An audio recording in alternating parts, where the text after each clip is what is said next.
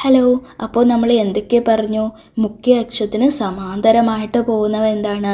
ഫോക്കസിലൂടെ കടന്നു പോകുമെന്ന് പറഞ്ഞു. പിന്നെയോ ഫോക്കസിലൂടെ പോകുന്നവയോ പ്രിൻസിപ്പൽ ആക്സിസിന് മുഖ്യ അക്ഷത്തിന് സമാന്തരമായിട്ട് കടന്നു പോകുമെന്ന് പറഞ്ഞു.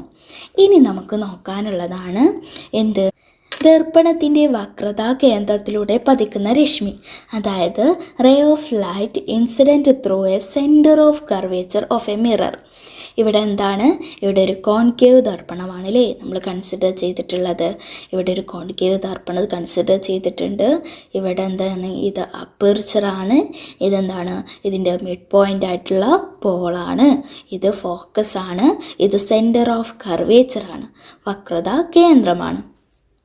ഈ വക്രതാ കേന്ദ്രത്തിലൂടെ, അതായത് സെൻറ്റർ ഓഫ് കർവേച്ചറിലൂടെ പോകുന്ന പ്രകാശരശ്മി എങ്ങനെയായിരിക്കും പോവാന്നോ?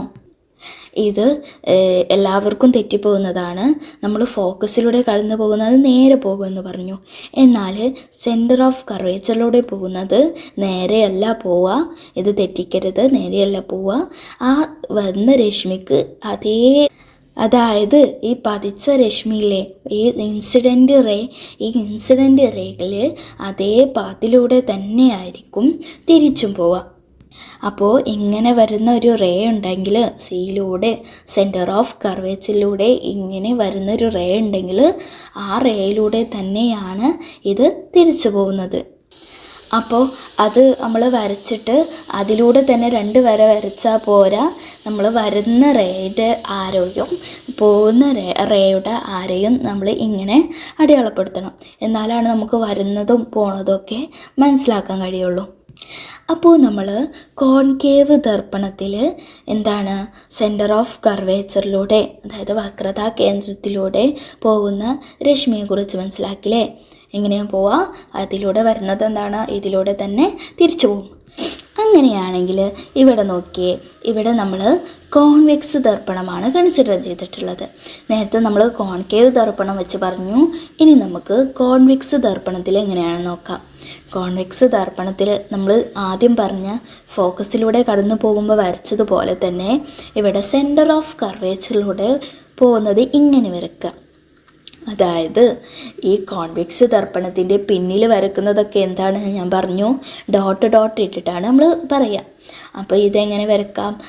സിയിലൂടെ കടന്നു പോകണ്ടേ? അപ്പോൾ സ്കെയിൽ ഇങ്ങനെ വെച്ചിട്ട് നമ്മൾ ഇങ്ങനെ ഒരു വര വരക്കുക. എന്നിട്ട് ബാക്കി എന്താണ്? മിററിൻ്റെ ബാക്കിലുള്ളത് നമ്മളിങ്ങനെ ഡോട്ട് ഇട്ടിട്ട് വരക്കുക.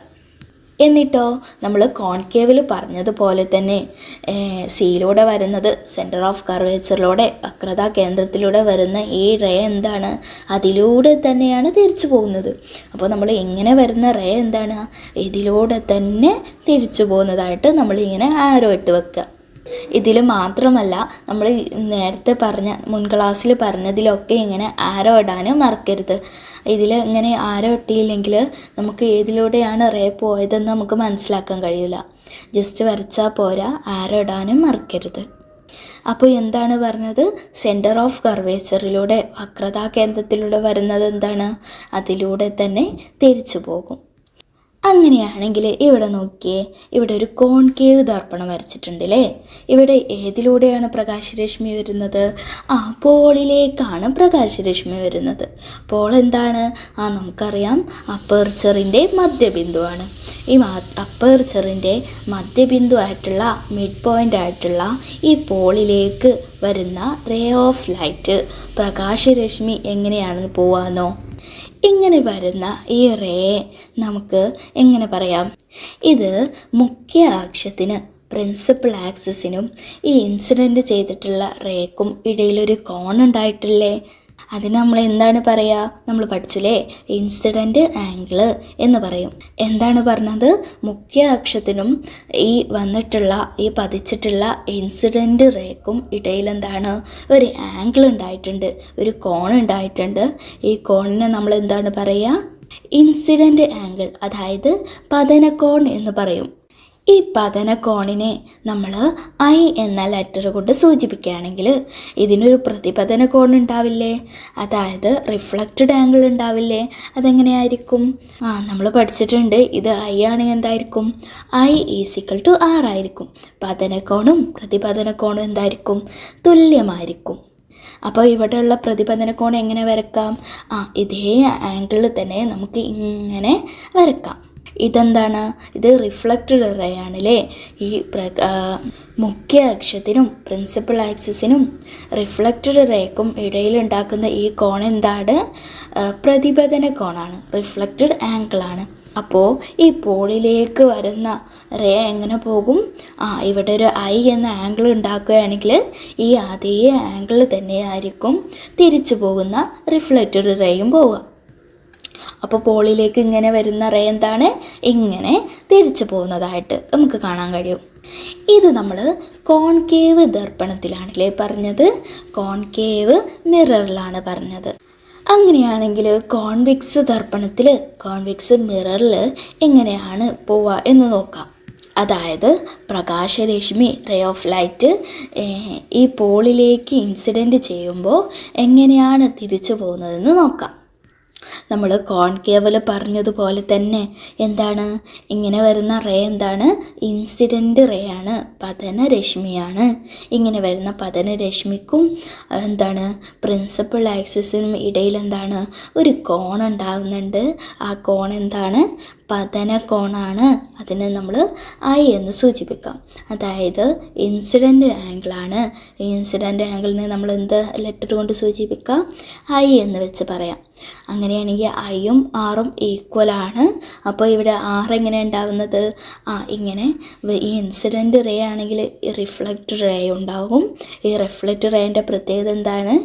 ഐക്ക് ഈക്വലായിട്ടുള്ള കോണ് വെച്ചിട്ടാണ് പ്രതിപതിച്ച് പോവുക. അപ്പോൾ നമ്മളെന്താണ് ഇങ്ങനൊരു ഇൻസിഡൻറ്റ് റേ ഉണ്ടെങ്കിൽ ഈ ഐക്ക് ഈക്വലായിട്ടുള്ള ആറ് വെച്ചിട്ട് നമ്മൾ അതേ കോണളവിൽ തന്നെ റിഫ്ലക്റ്റഡ് റേയും വരക്കും. അപ്പോൾ ഈ കോൺവെക്സ് ദർപ്പണത്തിൽ പി എന്ന പോയിന്റിലേക്ക് വരുന്ന ഇൻസിഡൻറ്റ് റേനെ നമ്മൾ റിഫ്ലക്റ്റഡ് റേ എങ്ങനെ വരക്കുക? ഇങ്ങനെയാണ് വരക്കുക. അതായത് ഐയും ആറും ഈക്വലായിട്ടാണ് വരക്കുക. അങ്ങനെയാണെങ്കിൽ ഇതൊന്ന് പറഞ്ഞേ, ഇതിലെന്താണ് കൊടുത്തിട്ടുള്ളത്? ഇവിടെ ഒരു ടേബിൾ ഫില്ല് ചെയ്യാനാണല്ലേ പറഞ്ഞത്.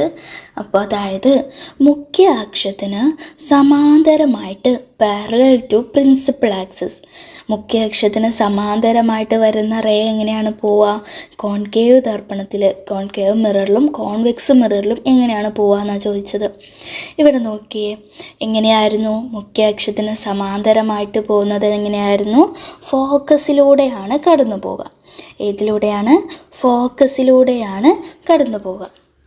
അങ്ങനെയാണെങ്കിൽ മുഖ്യ ഫോക്കസിലൂടെ, അതായത് മുഖ്യ ഫോക്കസിലേക്ക് through a principal focus to the principal focus, മുഖ്യ ഫോക്കസിലൂടെ കടന്നു പോകുന്നത് എങ്ങനെയായിരിക്കും പോവുക?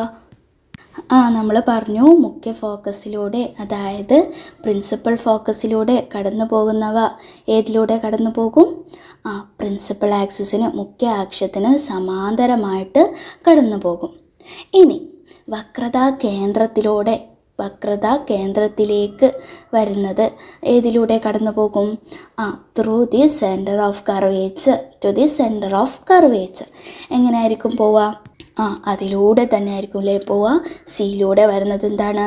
സിയിലൂടെ തന്നെ തിരിച്ചു പോകും. മുഖ്യ അക്ഷത്തിന് സമാന്തരമായിട്ടല്ല പോവുക, പിന്നെയോ സിയിലൂടെ തന്നെ കടന്നു പോകും. അതായത് വക്രതാ കേന്ദ്രത്തിലൂടെ, സെൻറ്റർ ഓഫ് കർവേച്ചറിലൂടെ തന്നെ തിരിച്ചു പോകും. അങ്ങനെയാണെങ്കിൽ പോളിലേക്ക് ചെരിഞ്ഞു പതിക്കുന്നതോ? പോളിലേക്ക് ചെരിഞ്ഞു പതിക്കുന്നത് ഇൻസിഡൻറ്റ് ഒബ്ലിക്വലി അറ്റ് ദി പോൾ. പോളിലേക്ക് ചെരിഞ്ഞു പതിക്കുന്നത് ഏതിലൂടെയാണ് പോവുക? ഈ പതനകോണിന് തുല്യമായിട്ടുള്ള റിഫ്ലക്റ്റഡ് ആംഗിളിലൂടെയാണ് തിരിച്ചു പോവുക. അതായത് പതനക്കോണും പ്രതിപതനക്കോണും തുല്യമായ രീതിയിലാണ് തിരിച്ചു പോവുക.